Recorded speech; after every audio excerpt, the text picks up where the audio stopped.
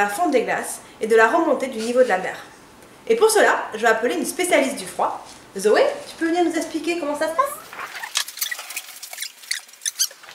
Donc l'Arctique et l'Antarctique sont deux régions assez distinctes. Ce sont deux régions qui se trouvent au pôle, mais l'Antarctique est un continent entouré d'un océan, tandis que l'Arctique est un océan entouré d'un continent.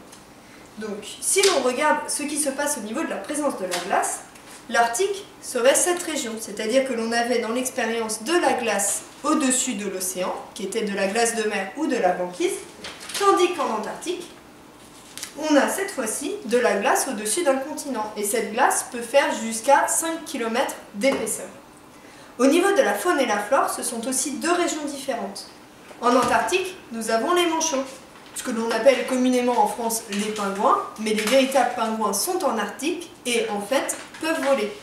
En Arctique, nous avons les ours polaires, donc ces deux espèces ne se connaissent pas.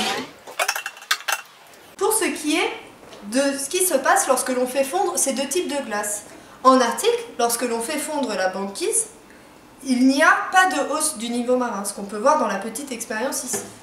Par contre, en Antarctique, lorsque l'on fait fondre la glace qui se trouve sur un continent, le niveau marin augmente, ce que l'on peut voir ici.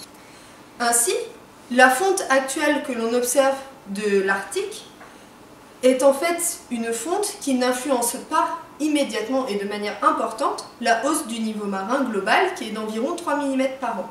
Par contre, la fonte de l'Antarctique pourrait entraîner une hausse du niveau marin de 60 mètres.